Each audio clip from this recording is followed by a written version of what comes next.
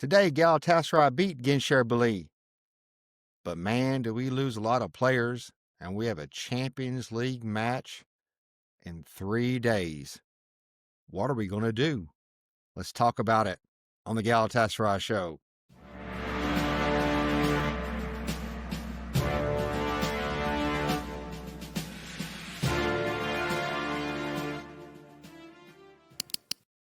Welcome back to the Galatasaray Show. I'm Brad, all by myself this week. If you clicked on this video, which I assume you have since you're watching, and it was because of the thumbnail, it's because of a wonderful young man in Turkey named Yidahan Ersoy. He made the thumbnail for the show free of charge, just offered to help us out.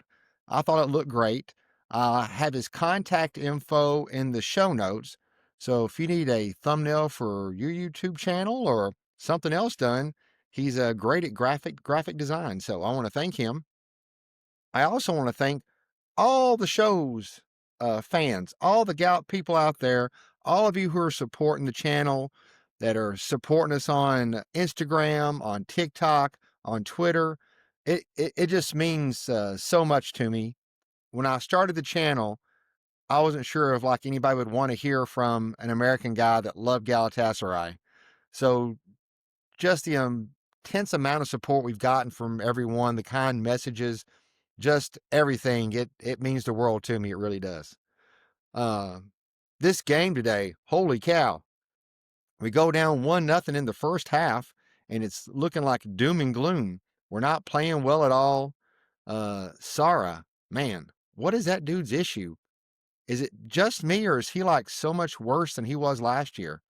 He was a good player last year, but I was watching the game with my friend Okan, and I'm like, didn't Sara start in the game?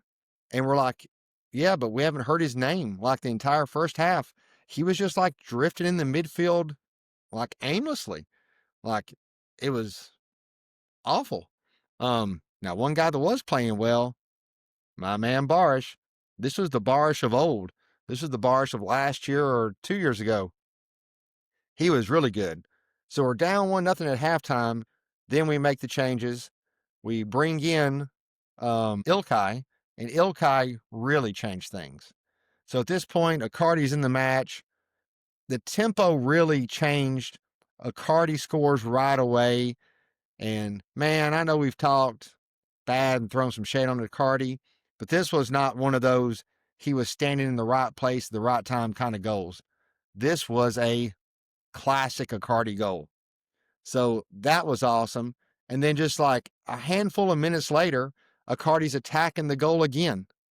And he shoots, rebounds, Barsh is waiting, and we go up 2-1.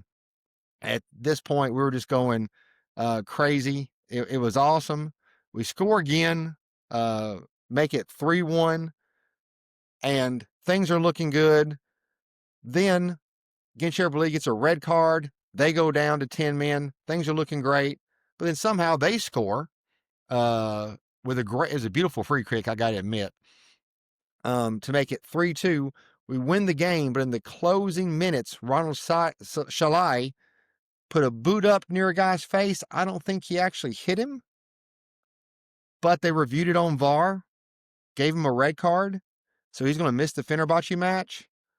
I don't know why they could review that. And Okan said the same thing. Why couldn't they review that position? But there's other positions in the game that wasn't like in the box. It wasn't going to be a penalty or something. Why would they review that? And then they don't review other positions that would have benefited us. I don't understand why they can pick one position to review and they don't pick another one. I just don't get that. So in this game, in the first half, you had Lamina go out. And when Lamina came out, Yusuf Demir came in. Then Singo went out. Icardi came in. Ismail Jakobs didn't start because of some problem in his side, apparently. Yunus is already hurt. Kaan Ayhan is already hurt. Berkan is already hurt. And Osha man is out. Aaron is still suspended. So is Metahan. Now, we're going to talk about USG now. I don't understand. They said they're going to appeal the suspension of Aaron and Metahan. What's taking so long?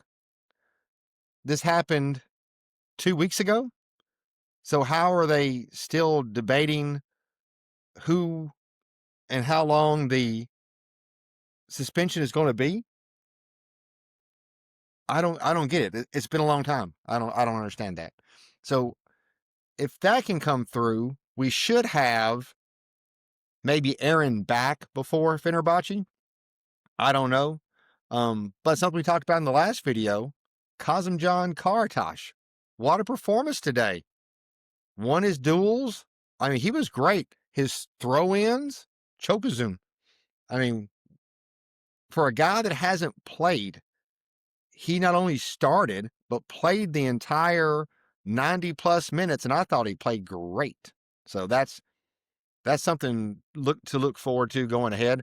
And Arda Unlai came in and played the last 10, 15 minutes of the game, and he looked good. Now, the throw he threw into Ilkay caused him to get a yellow card because it wasn't that great of a throw. But the defense that he was playing, I thought for a young kid like that, in the crunch minutes of a game, was really good. All right, so USG, that's what we need to talk about. We play them on Tuesday.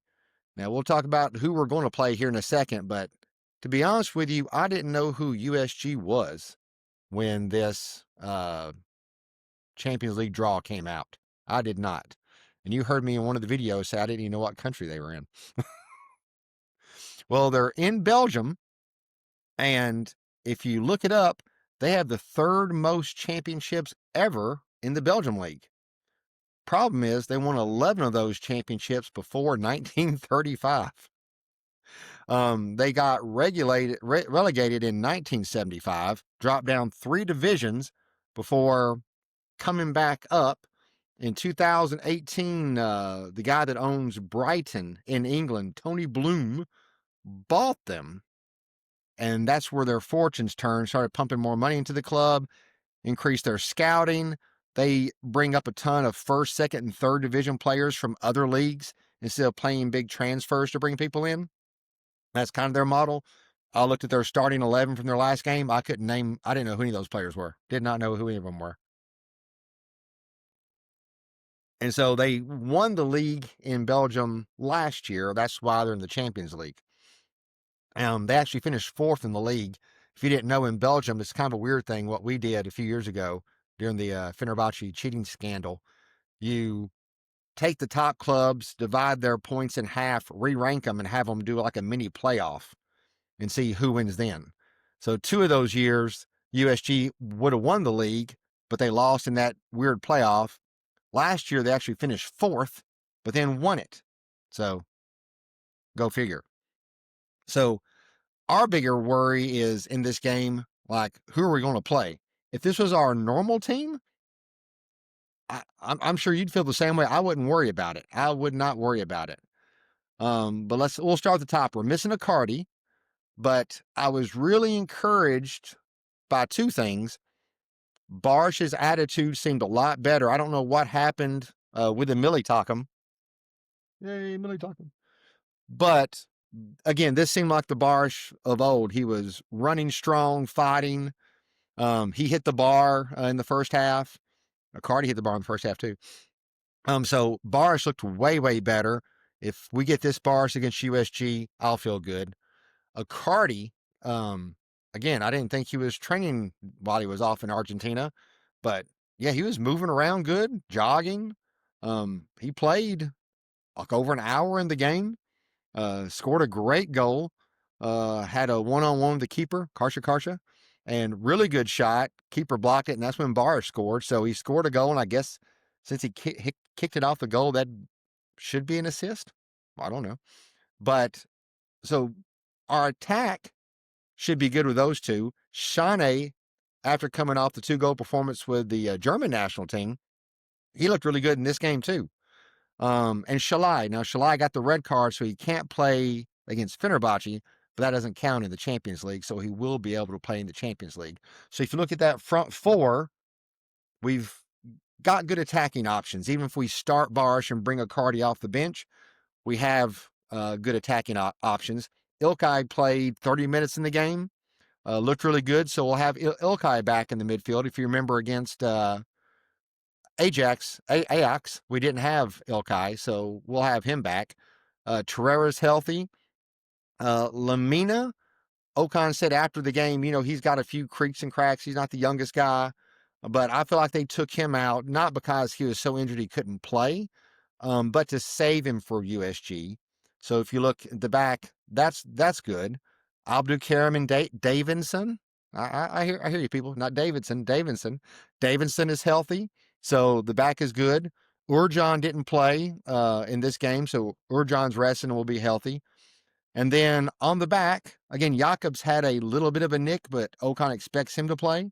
And then Kazımcan will back him up. So I feel good about that. The big one is going to be with Singo. They said Singo, whatever happened to him, he could tell he wasn't running good, that's a bigger issue. So that brings up the problem of if you're going to play Shalai on the wing, now you would play Shalai at right back. And so that means you might want to have to start Icardi and put Barish on the wing. And then just hope you can get some goals. I don't know how good Icardi is going to be for a full 90 minutes. Jarabalta was on the bench for this game, but didn't come in. I assume if Icardi starts at striker with Barish on the wing, that's who you're going to have backing him up. Because when you look on the bench, Yusuf Demir played today. He was terrible. Ahmet Kulaju played today. He had like 3 chances in front of the goal, one of them wide open. He's running, Icardi's here, Sané's here. Sané passes to him instead of Icardi, and he just goofed it up like terribly. It was bad. And so, like, he's not going to help you in the attack. And if you look at the rest of the bench, who is there? Everybody else is, Osimhen's not going to play in this game.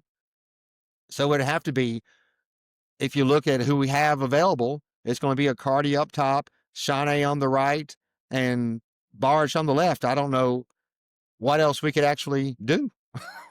Do I think that's going to be enough? If we were playing there, I'd be worried, but I think it'll be plenty playing in Istanbul. If you watched the game today, you saw there were lots of empty seats, more than I've seen. Well, what does that mean? That means people who travel to the games, and of all the games I've been to, I don't think I've ever sat next to anyone from Istanbul proper before. They all drove in from places like Adana, Ankara, Kayseri, all these different towns. And so they weren't going to come to Istanbul 4 days apart. So that stadium will be loud, and it will be rocking. And I believe that Okan's going to have a plan and that we're going to win. I think the defense is going to be good. We might not pitch a shutout, but hopefully something like 2-1, 3-1. Again, if this was our normal team, I'd feel great. I really would.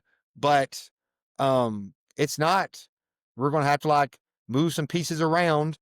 But we did that today, and it was enough. And Gençlerbirliği was fighting hard. You don't think Volkan wanted to beat us? I know that USG's better than Gençlerbirliği, but again, I think the experience that Kazımcan got today was great, and I think pulling those players out that picked up a little bit of a nick that will have them healthy for Tuesday will be great. You can't afford to lose your games at home. You cannot. You've got to find a way to win these because you need these points. You need the points at Monaco because coming up there at the end is going to be Manchester City and Atletico Madrid. So if we have any hopes of finishing in the top 8, we've got to win this game tomorrow. So that's my opinion. What do you guys think? How do you think that Kazımcan Karacic did? In the transfer window, I say we've got to sell Sara. I don't know what's happened to the guy, but Sara and the Yusuf experiment has to be over. And again, Sara's just looked not good this year. We need to bring in somebody like Getson Fernandez, some more talent. There's too big a drop off between our starters and our bench right now to succeed long term in both the league and the Champions League. And don't forget, The Turkish Cup will be starting in January for us. So that's it. Again, thanks for all the support. We appreciate it. Jimbom. Hadi. En büyük. Jimbom.